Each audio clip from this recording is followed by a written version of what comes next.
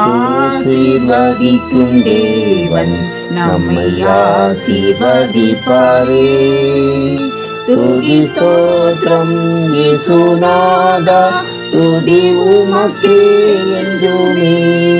இன்று ஒரு வசனம். தன் பிழைகளை உணர்கிறவன் யார்? மறைவான குற்றங்களுக்கு என்னை நீங்களாக்கும். சங்கீதம் 19:12. அன்புக்குரியவர்களே, பொதுவாக நாம் யாவரும் நம் தவறுகளை ஒத்துக்கொள்வது இல்லை. ஏதேதோ காரணங்களை சொல்லி நம்மை நிரபராதிகளாகவே நிரூபிப்போம். இது ஆதாம் ஏவாள் தொடங்கி இன்று வரை தொடரும் நிகழ்வுதான். ஆனால் எவனொருவன் தன் தவறுகளை உணர்ந்து கொள்கிறானோ அவனை ஆண்டவர் நிச்சயம் அங்கீகரிப்பார். தாவீது உரியாவின் மனைவியிடத்தில் பாவத்தில் விழுந்தது, உரியாவை கொலை செய்தது எல்லாம் உண்மைதான். ஆனால் தேவன் தீர்க்கதரிசி மூலமாக குற்றத்தை சுட்டி காட்டியவுடன் தாவீது தன்னுடைய குற்றத்தை மூடி மறைக்கவோ வேறு காரணங்களை சொல்லாமல் தவறை ஒத்துக்கொண்டார். அதுபோன்ற தவறை திரும்ப செய்யவே இல்லை.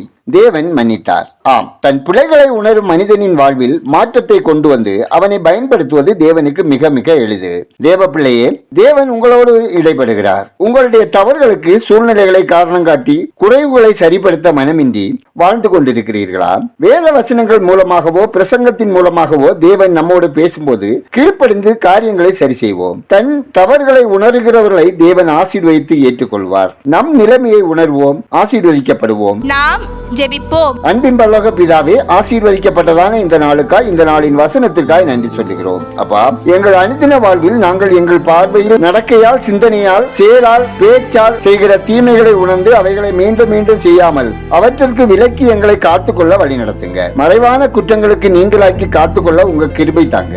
எங்கள் ஆவி, ஆத்மா, சரீரம் பரிசுத்தமாக காக்கப்படவும், அனுதினம் எங்கள் உள்ளான மனுஷன் புதுப்பிக்கப்படவும், உங்க வருகைக்கு ஆயத்தப்படவும், எங்கள் குடும்பத்தினர், நண்பர்கள், உறவினர், அக்கம் பக்கத்தில் உள்ளவர்களை ஆயத்தப்படுத்துகிறவர்களாக வாழவும் உதவி செய்திட ஜெபிக்கிறோம். ஆண்டவரே, உங்க அன்பு பிள்ளைகள் அனைவர் வாழ்விலும் குடும்பத்திலும் தேவ சமாதான நிறைவாய் பெருகவும், மறைவிட பாவங்கள் இருந்து விலக்கி காக்கப்படவும், கணவன் மனைவி பிள்ளைகளுக்கு முன்மாதிரியாக கர்த்தருக்கு பயந்து தீமைக்கு விலகி தங்களை காத்துக்கொள்ளவும், அவர்கள் அப்பம், தண்ணீர், வேலை, தொழில், வியாபாரம், விவசாயம் ஆசீர்வதிக்கப்படவும், பலவீனமாய் வியாதியோடு இருப்பவர்கள் ஆரோக்கியம் சுகத்துடன் வாழவும் ஜெபிக்கிறோம். கர்த்தாவே, விடுதிகளில் தங்கி படிக்கிற, வேலைக்கு செல்கிற பிள்ளைகள், பெண்கள் உலக இச்சைக்கும் கண்களின் காட்சிக்கும் மறைவிட பாவங்களுக்கும் தீய கண்களுக்கும் விலக்கி காக்கப்பட ஜெபிக்கிறோம். ஆண்டவரே, மருத்துவத்துறையில் பணிபுரிகிற அனைவரும் கர்த்தருடைய குணமாக்கும் கரமாக செயல்படவும், தேவ அன்பினால் நிறைந்து கருணை இரக்கத்தோடு பணிபுரியவும் வழி நடத்துங்க. மதுப்பிரியர்கள், போதைக்கு அடிமையானவர்கள், விபச்சாரக்காரர், நேர்மை இல்லாதவர்கள், பொய்யர்கள், கடத்தல்காரர்கள், கலப்படக்காரர்கள், பாலியல் வன்கொடுமையாளர்கள், கடன் வாங்கி திரும்ப செலுத்தாதவர்கள், வழிப்பறி திருடர்கள், வேலை வாங்கி தருவதாக அதிக பணம் வாங்கி ஏமாற்றுகிறவர்கள் மனம் திரும்ப ரட்சிக்கப்பட, பாவ கட்டுகளிலிருந்து விடுதலை பெற ஜெபிக்கிறோம். எங்கள் விண்ணப்பத்தை அங்கீகரித்ததற்காக நன்றி சொல்லுகிறோம். துதிகனமையுமே உமக்கே செலுத்துகிறோம். இயேசுவின் நாமத்தில் ஜெபிக்கிறோம் எங்கள் ஜெபங்களின் நல்ல பிதாவே, ஆமென்.